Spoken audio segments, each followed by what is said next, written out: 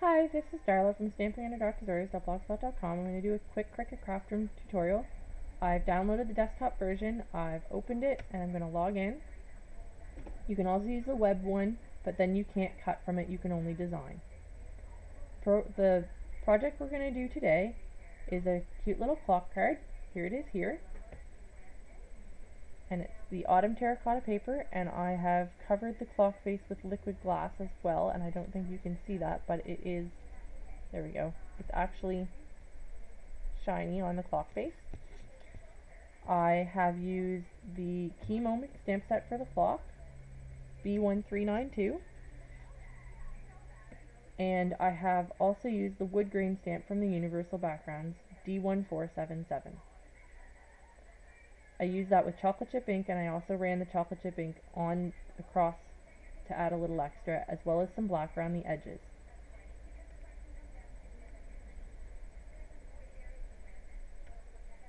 I'm going to open a new project, and I'm going to name it Tutorial. And click Start.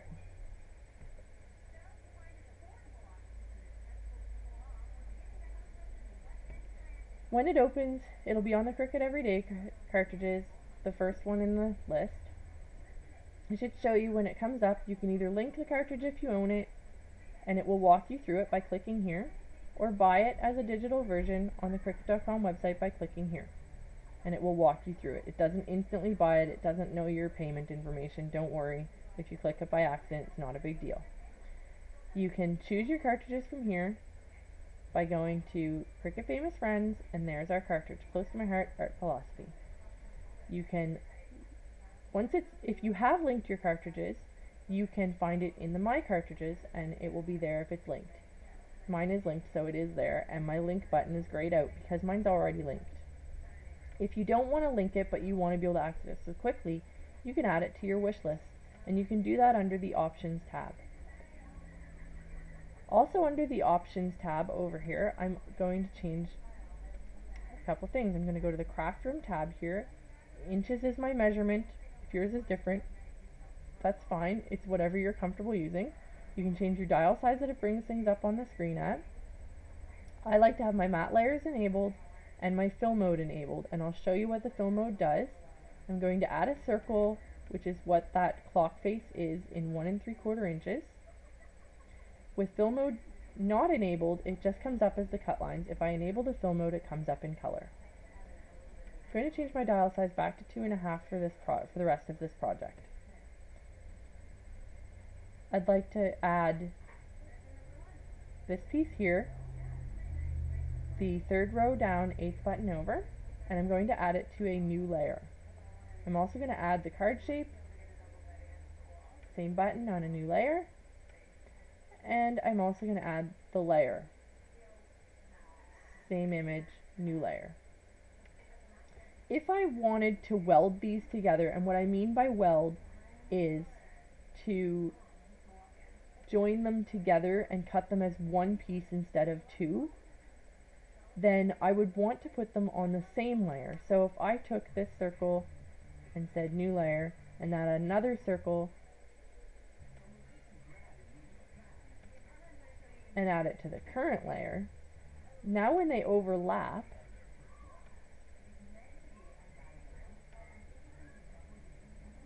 it's going to ask me to weld or don't weld. Watch right here and you'll see the difference. This is welded, it cuts as one piece. If I click don't weld, now it's going to cut this line here, and as well a line this way, which if I disabled my fill mode, you'd see. You can hide the other images just by clicking the eyeball there. So now you can see this is what it will actually cut if I don't weld. If I weld, now it joins it together, the gray lines won't cut. Okay? I don't need this layer, so I'm simply going to delete it by clicking on the trash can.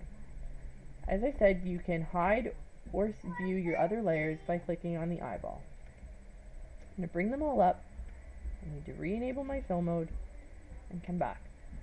I can now change these to the colors of cardstock that I want by going over here and simply changing each color.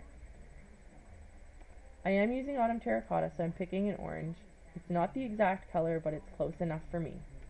You can change it to the exact color by changing it to the RGB values of the cardstock you're using. You can find most brands by Googling them. The close to my heart is quite easy to find. This is going to be the layer I put my clock face on, so I'm making it white. My circle is just for sizing purposes, so I really don't need to do anything with it. It doesn't matter to me what color it is. This card feature, I need to rotate it 90 degrees to make it the same orientation. So I'm going to come to Shape Properties, go to Rotate, and put in 90. Press Enter. It's ready, Mommy. Okay, honey. It's ready. Going to hide my keypad because I don't need it anymore. I need to make these the same size because if I layer them now, they simply won't fit. So I click one of these images and make note of the width. The width is 3.556, so now I'm going to click on my card shape and change the width of that to 3.556.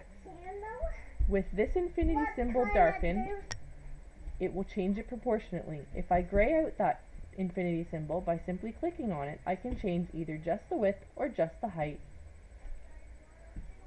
which you cannot do on your machine. Effectively, if you did this with a circle, you would turn it to an oval. If you did it with the square, you would turn it to a rectangle, unless you kept it proportionate by keeping this infinity symbol dark. To resize my images all at the same time, I'm going to take the one I'm going to use for my resizing and move it down to the bottom right, just so that I can drag that one easily. I'm going to line them all up, and I need to hide my circle matte layer before I select everything because I don't want to select my circle. Now I'm going to click with my left mouse, hold, and drag it across everything until everything's in the blue rectangle. Then I can release and everything is selected. I can reactivate my circle layer and it's not selected, but now I can see it. Now I can just click this bottom right handle and drag to resize.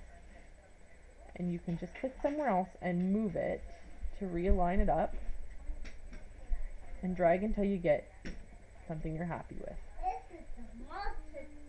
I'm just fine with there being a little bit extra space, so that's perfect for me. That looks good. Now I can delete my circle.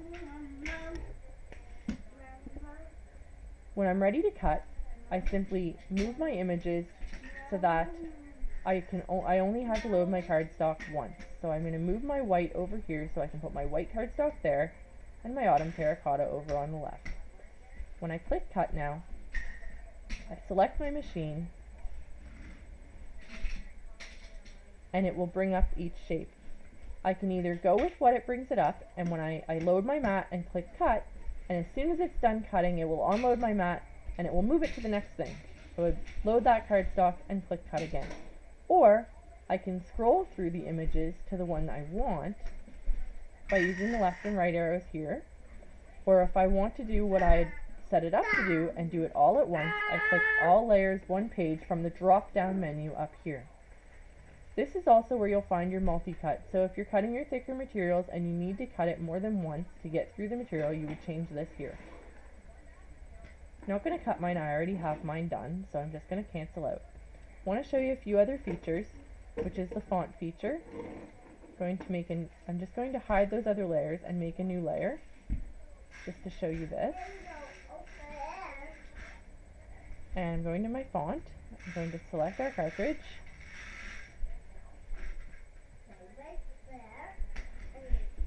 And then you can choose either the font or the decorative font and add a text box. Once you've done that, you can use your keyboard to type exactly how you would normally type. If you press shift, it will bring a capital letter. If you use caps lock, it will make it all caps. Just going to type my name. From there, I can change the font size. And I can change the spacing. By changing the spacing, as soon as it starts to overlap, you'll notice it welds it together. This means it will cut as one word instead of individual letters. I can slant it to make it look more italicized, or to fit differently on a layout if I wanted to use the piece it had cut out of. It's a great feature on this program. don't need this for my project, so I'm just going to delete it. A few other things you can hide your toolbars up here. Undo, redo, relative, and real dial size is this right here. Zoom out, zoom in, zoom out, your text. Cut, copy, paste. They're pretty self-explanatory. Hope you enjoyed my tutorial, and I will see you next time.